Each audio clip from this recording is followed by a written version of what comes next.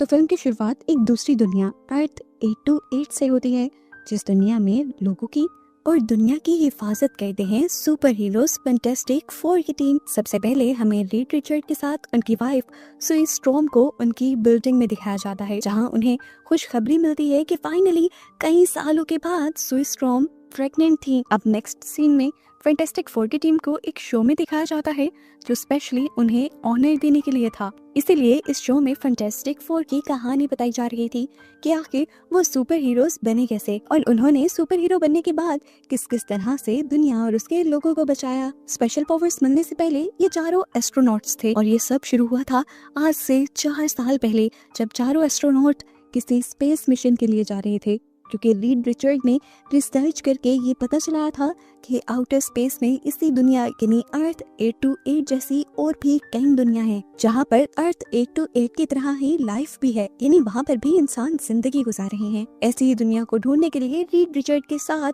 बाकी तीनों भी मिशन पर निकलते हैं और इसी मिशन के दौरान स्पेस में ही उनका बहुत बुरा एक्सीडेंट हो जाता है। उनकी शिप एक कॉस्मिक स्टॉर्म से टकरा जाती है, जिसकी वजह से टीम के चारों लोगों की बॉडीज में कॉस्मिक रेडिएशंस आ जाती हैं। इससे ये लोग मरते तो नहीं, लेकिन यही कॉस्मिक रेज इनकी बॉडी के डीएनए को ही चेंज कर देती हैं और ये डीएनए का बदलाव उनकी बॉडी में कुछ नई पावर्स को पैदा कर देता है। जैसा कि रीड रिचर्ड को मिलती है स्ट्रेच करने की पावर, वो अपनी बॉडी को जितना भी स्ट्रेच करें उनकी कोई हड्डी या मसल नहीं टूटेगा। सुई स्ट्रॉम को पावर मिलती है अपने आप को इनविजिबल करने की और साथ ही वो अपनी माइंड की पावर से किसी भी चीज को उठा भी सकती हैं और कहीं और भी ले जा सकती हैं। सुई स्ट्रॉम के भाई जॉनी स्ट्रॉम को मिलती है पावर प्रोजेक्शन की पावर। वो आग को पैदा कर सकते थे, उसके साथ खेल सकते थे, उसे इस्तेमाल कर सकते थे अपने फायदे और कामों के लिए, यहाँ तक कि वो आग को मैनिपुलेट भी कर सकते थे और इसी आग को बनाते हुए अक्सर वो रॉकेट की तरह हवा में भी उड़ सकते थे। और इनकी चौथे साथी बेन ग्रिम की बॉडी में तो बहुत ज्यादा पावर आ जाती है,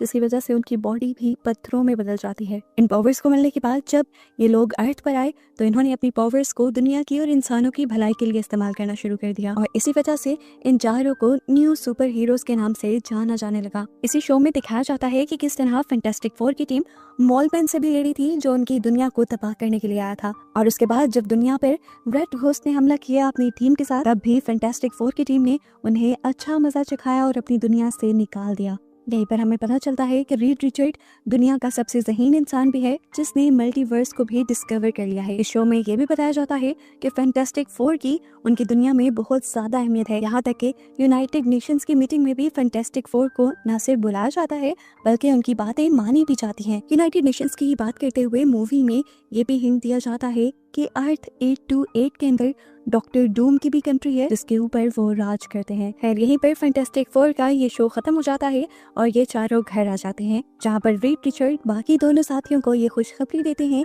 कि जल्द ही उनके घर एक छोटा सा बेबी आने वाला है। और ये खबर सुनकर जॉनी स्ट्रॉम बहुत ज्यादा खुश हो जाता है। उसकी एक्साइटमेंट इतनी ज्यादा थी कि उन्होंने आज पूरी रात पार्टी करते हुए गुजारी। खैर अब अगली सुबह हमें दिखाया जाता है कि रीड रिचर्ड किसी चीज पर रिसर्च कर रहे हैं और वो है टेलीपोर्टेशन, यानी वो किसी भी एक चीज को या एक इंसान को किसी भी दूसरी जगह टेलीपोर्ट करके बिना सफर किए एक जगह से दूसरी जगह पहुंचाने पर काम कर रहे थे और उनकी रिसर्च तकरीबन कंप्लीट भी होने वाली थी। अब उनकी रिसर्च को टेस्ट करने का टाइम था, जिसके लिए जॉनी स्ट्रॉम उनकी मदद करने के लिए आता है और ये लोग मिलकर एक अंडे को टेलीपोर्ट करने की कोशिश करते हैं, ज्यादा दूर नहीं, बस कमरे में ही एक टेबल से दूसरे टेबल पर।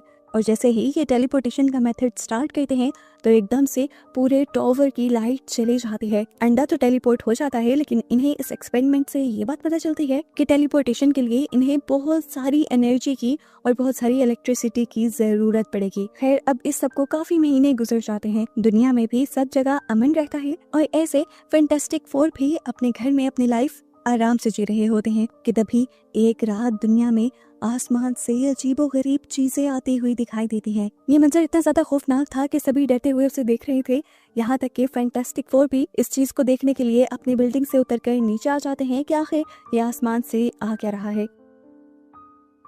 फिर फाइनली वो चीज जमीन पे आ जाती है और सबको पता चलता है कि ये सिल्वर सल्फर है। सिल्वर सल्फर फौरन से आती है फैंटास्टिक फोर की टीम के पास और उनसे सवाल करती है कि क्या आप लोग इस दुनिया की हिफाजत करते हो। सुई स्ट्रॉम हाँ में जवाब देती है। सुई स्ट्रॉम अभी तक इस लड़की के बारे में नहीं जानती थी, वो कंफ्यूज थी। तब इस लड़की ने बताया कि मैं सिल्वर सल्फर हूँ और तुम्हारे पास गैलेक्टस का एक पैगाम लेकर आई हूँ, तुम्हारी दुनिया का टाइम खत्म होने वाला है। कुछ दिन बाद गैलेक्टस उनके प्लेनेट पर आएंगे और उनका पूरा प्लेनेट निगल लेंगे। वो बताती है कि बस मैं अर्थ 828 और उसके लोगों को ये बताने के लिए आई हूँ कि आप सबके पास थोड़ा टाइम बचा है, इसे अपने फैमिली के साथ गुजारें और अगर वो कुछ भी करना चाहते हैं तो उसे जल्दी करें, क्योंकि ये टाइम लौट कर नहीं आएगा और ये सभी लोग मारे जाएंगे। ये कहते ही सिल्वर सर्फर यहाँ से उड़ जाती है और कंफ्यूज हुआ जॉनी, जो कि ह्यूमन टॉर्च के नाम से भी जाना जाता है, वो अपनी बॉडी को किसी रॉकेट की तरह बनाकर उसके पीछे चला जाता है। स्पेस में पहुंचने पर वो उसका सर्फर बोर्ड भी पकड़ लेता है और यहाँ सिल्वर सर्फर उसे किसी दूसरी लैंग्वेज में कुछ कहकर तेजी से यहाँ से चली जाती है और जॉनी यानी ह्यूमन टॉर्च अर्थ पर वापस आ जाता है। फैंटास्टिक फोर की टीम अपने घर आ जाती है और इसी चीज को डिस्कस कर रही होती है जो सिल्वर सर्फर अभी कहकर गया था। बेन ग्रिम कहता है, मुझे तो सिल्वर सर्फर की बातों पे यकीन आ ही नहीं रहा। कोई इंसान या कोई भी चीज एक पूरे प्लेनेट को निगल सकती है, ये बात हजम नहीं हो रही। उसकी बात में लोगों को थोड़ा सा लॉजिक लगता है और सभी थोड़ा सा टेंशन फ्री होते हैं, लेकिन तभी रीड रिचर्ड कहता है कि जो कुछ सिल्वर सर्फर ने कहा मुझे सच लग रहा है, क्योंकि मैं काफी टाइम से स्पेस पर रिसर्च भी कर रहा हूँ और स्पेस पर नजर भी रखे हुए हूँ और अब मैंने देखा है कि आउटर स्पेस में से पूरे 5 प्लैनेट्स गायब हैं और ये 5 वो प्लैनेट्स हैं जिसके बारे में वो जानता था और जिन्हें वो पहले देख रहा था। न जाने और कितने प्लैनेट्स आउटर स्पेस में से गायब हुए हों। रीड अपनी टीम से कहता है कि ये 5 प्लैनेट्स जो गायब हुए हैं, मेरी रिसर्च के मुताबिक गायब होने से पहले इनको तबाह किया गया है और अब उन प्लैनेट्स की जगह कुछ भी नहीं है और उन्हें उन प्लैनेट्स की जगह पर सिल्वर सर्फर का एनर्जी लोगो भी मिलता है। इसीलिए तो रीड रिचर्ड इतनी छोटी से ये कह रहा था कि सिल्वर सर्फर जो कुछ कहकर गई है वो सच है और वो ये भी जानता था कि गैलेक्टस नाम का सच में कोई है जो पूरे पूरे प्लैनेट्स को निगल सकता है और निगल रहा भी है। मसला बहुत बड़ा था, इनका प्लैनेट तबाह होने वाला था। ये अपने प्लैनेट को कैसे बचाते? रीड रिचर्ड कहता है इसका एक ही रास्ता है कि हम गैलेक्टस को इस प्लैनेट पर आने से पहले ही गैलेक्टस के पास जाकर उसे रोक दे, क्योंकि अगर गैलेक्टस उससे पहले ही इस प्लैनेट तक पहुंच गया तो इस प्लैनेट की तबाही को कोई नहीं रोक सकेगा। इसके बाद रीड रिचर्ड अपनी रिसर्च में लग जाता है और उसे एक और ऐसा प्लैनेट दिखता है